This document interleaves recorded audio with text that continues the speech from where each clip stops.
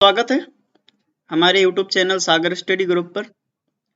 दोस्तों, English grammar की series को आगे बढ़ाते हुए आज की क्लास में हम प्रोनाउन के बारे में पढ़ेंगे। ठीक है, नाउन की जगह यूज होने वाले वर्ड। ठीक है, जो शब्द नाउन की जगह यूज होते हैं वो प्रोनाउन कहलाते हैं। अब इसे आगे समझते हैं। चलिए आज की क्लास को हम शुरू करते हैं। तो समझते हैं प्रोनाउन क्या है। A pronoun is a word that takes the place of common noun or a proper noun or a neutral noun। तो इससे क्या समझ में आया, मतलब प्रोनाउन वो वर्ड हैं या वो शब्द हैं, ठीक है, या वे शब्द हैं जो नाउन की जगह लेते हैं।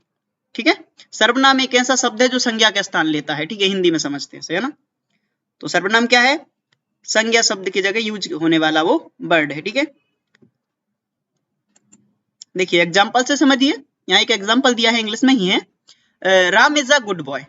ठीक है, राम एक अच्छा लड़का है और Ram goes to school daily.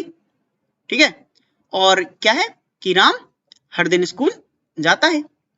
तो यहां से क्या समझ में आया, यहाँ दो बार राम का यूज हुआ है। देखो यहां भी राम है और उसके बाद यहां भी राम है। ठीक है, और यहां अगर अपन प्रोनाउन को अप्लाई कर दें आफ्टर यूज ऑफ प्रोनाउन तो क्या बनेगा, ये Ram is a good boy और राम की जगह यहां देखिए यहां डिफरेंशिएट हुआ है और कुछ नहीं हुआ है। यहां राम को डबल बार लिया था। ठीक है, बतानी तो बात वही है ना। ठीक है, अब ये नाउन का प्लेस ले लिया इस प्रोनाउन ने। किसने ले लिया, ही ने। ठीक है, चूंकि राम क्या है, राम एक मैस्कुलाइन जेंडर है। ठीक है, और वो एक मैन है। ठीक है, या बॉय है, तो यहाँ ही आ गया।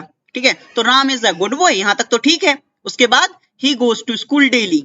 ठीक है, अब यहाँ राम गोज टू डेली ना कह के उन्होंने क्या कहा है, यहाँ पर उन्होंने कहा है he goes to school daily.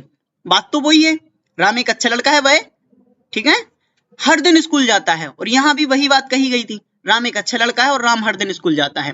तो वह यहाँ किसे रिप्रेजेंट कर रहा है, उस राम को रिप्रेजेंट कर रहा है जो पहले वर्ड में डबल बार अप्लाई हुआ था। ठीक है, तो क्या समझ में आया हमें, यहाँ नाउन की जगह यूज हुआ है ये ही। तो ये यही है प्रोनाउन। जो नाउन की जगह यूज होने वाले जो वर्ड हैं वो हमारे प्रोनाउन कहलाते हैं। अब इसे आगे समझते हैं। देखिए अब इसके कुछ टाइप्स होते हैं, जिसमें हमारा सबसे पहला टाइप है पर्सनल प्रोनाउन। पर्सनल, ठीक है, व्यक्तिवाचक सर्वनाम। ठीक है, अब समझते हैं, जैसे I, you, he, she, it, we and they, ठीक है, आर कॉल्ड पर्सनल प्रोनाउन। क्या समझ में आया, जो आई है यानी आई को हिंदी में क्या बोलते हैं, मैं, यू यानी तुम, ही वह मैस्कुलाइन जेंडर के लिए, सी वह फेमिनाइन जेंडर के लिए, इट न्यूट्रल जेंडर के लिए, और वी मीन्स हम और दे मीन्स वे। तो ये सभी क्या है, ये पर्सनल प्रोनाउन है। ठीक है, समझ रहे हैं आप, व्यक्तिवाचक सर्वनाम या व्यक्तिगत सर्वनाम। ठीक है, I, you, he, she, it, we and they व्यक्तिगत सर्वनाम कहलाते हैं। ठीक है, इससे हमें ये समझ में आया। ठीक है, इतने टाइप हो गए जो क्या है, हमारे पर्सनल प्रोनाउन है। ठीक है, एग्जाम्पल ऑफ पर्सनल प्रोनाउन देखिए, ही इज माई अंकल और ही इज एन एक्टर। ठीक है, तो क्या हुआ यहाँ पे, देखिए ये पर्सनल प्रोनाउन यूज हुए दोनों जगह, ही और ही। ठीक है, ये दोनों ही पर्सनल प्रोनाउन है।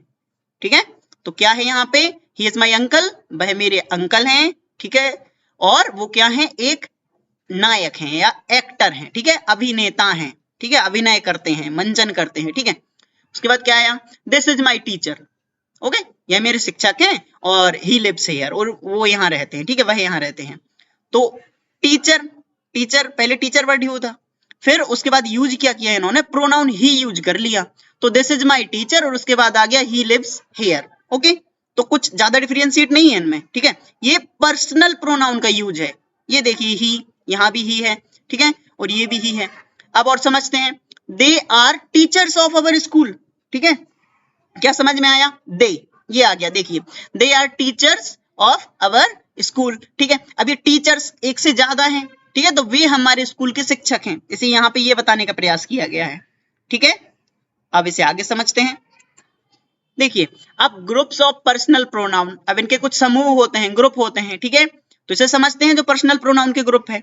In the group of personal pronoun there are first person, second person and third person. बड़े ही इजी हैं ये, फर्स्ट पर्सन, सेकंड पर्सन और थर्ड पर्सन। समझते हैं अब फर्स्ट पर्सन प्रोनाउन क्या कहलाता है। फर्स्ट पर्सन, ठीक है, द पर्सन स्पीकिंग कॉल्ड, ठीक है, जो भी व्यक्ति कह रहा है, कोई भी बात कह रहा है, ठीक है, तो वो क्या है हमारा फर्स्ट पर्सन है, ठीक है, फर्स्ट पर्सन प्रोनाउन। जैसे एग्जांपल आई, ठीक है, एंड मी, वी, अस, ठीक है, तो ये सभी क्या है, ये हमारे पर्सनल प्रोनाउन के कौन से फॉर्म में है, ये फर्स्ट पर्सन प्रोनाउन है। क्योंकि ये देखिए फर्स्ट पर्सन प्रोनाउन जो है वो वह व्यक्ति होता है जो कोई बात कह रहा है, ठीक है, समझ में आया ये, ठीक है।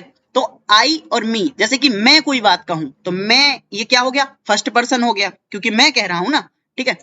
अब इसे समझते हैं। इसके बाद आता है सेकेंड पर्सन प्रोनाउन, बिल्कुल उसी के बाद अब जिस व्यक्ति से बात कही जा रही है, ठीक है, अब मैं अकेला तो बात करूंगा नहीं, ठीक है, तो क्या होगा, the person spoken two is called the second, ठीक है, person pronoun, second person pronoun, बोले गए व्यक्ति को सेकेंड पर्सन प्रोनाउन कहा जाता है। देखिए अब मैं अकेले तो बोलूंगा नहीं, ठीक है, तब तो सेकेंड पर्सन आएगा नहीं, ठीक है, अकेले बात कर रहे हैं तो फिर तो मेंटल हॉस्पिटल जाना पड़ेगा, है ना, तो किसी से तो कहेंगे ना, तो वो सेकेंड पर्सन होता है।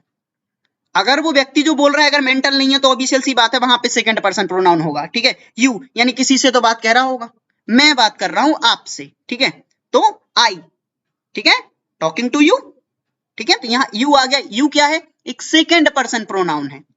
आगे समझते हैं। सेम उसके बाद थर्ड पर्सन प्रोनाउन है। अब मैं बात कर रहा हूं, ठीक है, the person spoken about is called the third person pronoun, ठीक है। अब देखिए मैं बात कर रहा हूं, आपको किसी के बारे में बता रहा हूं, ठीक है, तो मैं ये तो आपके बारे में बात की, हो सकता है मैं किसी तीसरे व्यक्ति के बारे में बात कर रहा हूं। जैसे मैं बोलूं कि मैं आपसे कहूं जैसे कि आपको पता है राम के 10th में 90% मार्क आए थे, तो मैंने यहाँ पे किसका यूज किया, मैंने कोई तीसरे व्यक्ति का यूज किया जो वहां पे है ही नहीं, ठीक है, तो वो क्या है, वो थर्ड पर्सन प्रोनाउन था।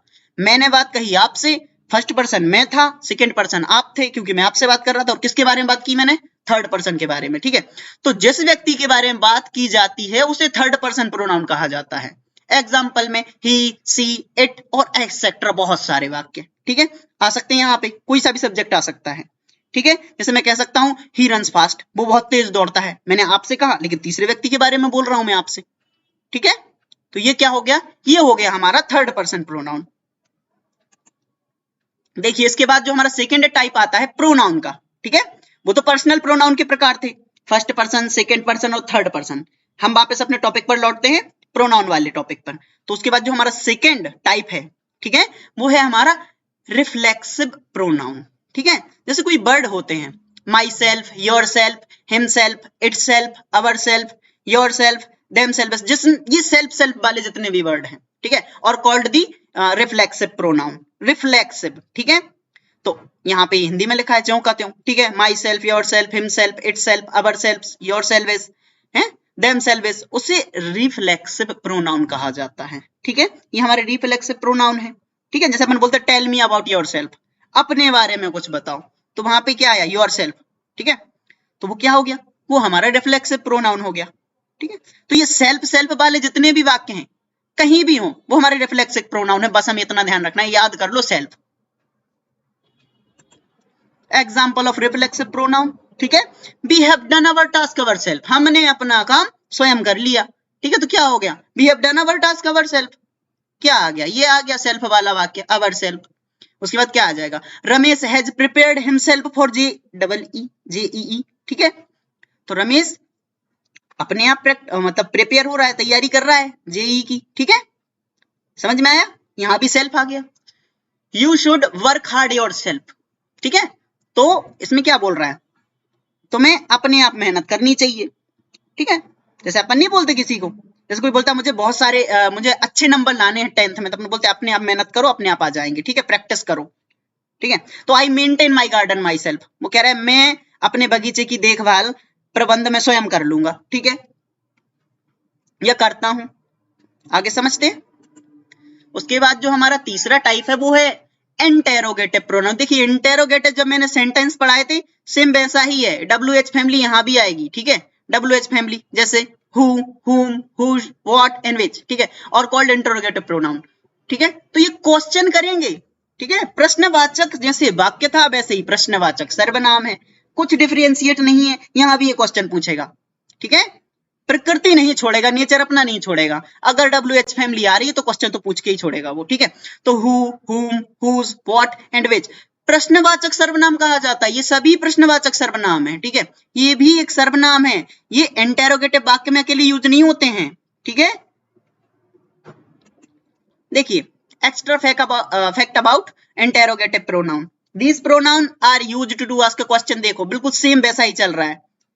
इन्हें कहां यूज करेंगे? जब हम कोई प्रश्न पूछ रहे हो, ठीक है। Who can be used as object of a verb as well as the subject, ठीक है। हु जो है ना, हु, तो इसे सब्जेक्ट के रूप में भी यूज करेंगे और ऑब्जेक्ट के रूप में भी यूज कर सकते हैं, ठीक है, दोनों तरीके से यूज हो जाएगा। लेकिन ये जो हुम है is used only as object, ये हुम केवल ऑब्जेक्ट के रूप में ही यूज होगा, ठीक है, उद्देश्य के रूप में यूज होगा, सब्जेक्ट में नहीं आएगा ये।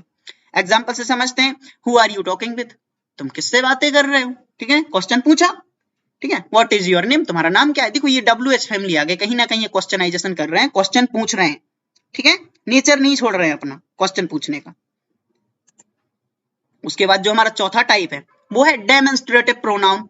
The words this, these, that, those are called demonstrative pronoun, ठीक है। अब ये शब्द हैं दिस, दीज, दैट, दोज, ये सभी डेमोन्स्ट्रेटिव प्रोनाउन है, ठीक है। अब एग्जांपल से समझते हैं, व्हाट इज दिस, जैसे पूछते ये क्या है, व्हाट इज दिस, ये आ गया दिस। तो ये दिस, दैट, दीज, दोज, ये सभी क्या है हमारे डेमोन्स्ट्रेटिव प्रोनाउंस है। लिख लीजिए इसे एक बार, ठीक है। और यहाँ पे सेकंड है हमारा दैट्स ग्रेट, बोलते ये बढ़िया था, ठीक है। तो दिस इज माई पेन, ये मेरा पेन है, ठीक है, मेरी कलम है। समझ में आया ये दिस, दैट, दीज, ठीक है। अब इन्हें अपन अलग से समझते हैं, this, this, these, that, those, इन सबको, ठीक है। देखो जरा, demonstrative pronoun can be singular और प्लूरल, दोनों हो सकते हैं, ठीक है। जैसे इसका सिंगुलर फॉर्म है दिस और उसका प्लूरल फॉर्म है दीज, ठीक है। तो बोल सकते हैं ना, जैसे एग्जांपल से समझिए, दिस इज अ बैग, ये एक बैग है, यह एक बैग है। और यहीं पे आ गया इसका प्लूरल, दीज आर बैग्स, ये बैग्स हैं या बहुत सारे बैग हैं, ठीक है। उसके बाद क्या है दैट, ठीक है, तो दैट इज अ ट्री, ठीक है। अब दैट यूज हुआ है तो ये दूर की वस्तुओं के लिए यूज होगा जो हमसे दूर है, ठीक है। तो दैट इज अ ट्री, वह पेड़ है। अभी क्या था, दिस इज अ बैग, यह बैग है। अब यहाँ क्या, दैट इज अ ट्री, तो वह ट्री है, ठीक है, पेड़ है। और उसका ही जब प्लूरल यूज होगा, दोज आर ट्रीज, वो पेड़ हैं, ठीक है। तो यहां समझ में आ रहा है, यहाँ पे क्वांटिटी बढ़ गई है, ठीक है। पहले ये सिंगुलर कर रहा था दैट, उसी का दोज आ गया तो वो उसे प्लूरल बना के रख दिया उसने, ठीक है। देखो जरा, use of this and these, पहले इनको समझते हैं। This and these, when you point two thing near you, this और दीज का कहां यूज करेंगे, जब हम अपने पास की चीजों की ओर इशारा करेंगे या बताने का प्रयास करेंगे। एग्जाम्पल से समझते हैं, दिस इज अ पेन, ठीक है, यह एक कलम है। देखिए हम तभी कहते हैं ना कि यह एक कलम है, जब आप मान लीजिए क्लास में हैं, आप अपनी बेंच पर बैठे हैं, आपकी टेबल पर पेन रखा हुआ है, तो आप बोलोगे यह एक पेन है, ठीक है। लेकिन अगर आप सोचिए कि आप क्लास में नहीं है, ठीक है, और आप क्लास के बाहर हैं और क्लास के अंदर एक टेबल है, उसके ऊपर पेन रखा है, तो आप क्या बोलोगे, ये तो नहीं बोलोगे यह एक पेन है, आप बोलोगे वह एक पेन है, ठीक है, वह पेन है या वह कलम है, ठीक है। तो समझ में क्या आया, ये पास की चीजों की ओर इशारा करेंगे, जो पास होंगे, आपके पास रखी होंगी जो चीजें, ठीक है। तो दिस एंड दीज का यूज हमें समझ में आ गया, ठीक है। तो यहाँ पे क्या समझ में आया, दीज आर फ्लावर्स, ये फूल हैं, ठीक है। और यहाँ दूसरा एग्जांपल है, ठीक है, दीज आर फ्लावर्स, ये फूल हैं, ठीक है। अब दिस और दीज में सिंपल सा डिफरेंस था। देखो पहले तो ये दोनों कहाँ यूज होंगे, जब हम कोई पास की चीज की ओर पॉइंट करेंगे, ठीक है। और दिस होगा जब हम कोई एक चीज के बारे में बात करेंगे, और दीज कहाँ होगा, जब हम प्लूरल यानी कि बहुवचन संज्ञा के बारे में बात करेंगे, एक से ज्यादा चीजें होंगी तब बोलेंगे, ठीक है।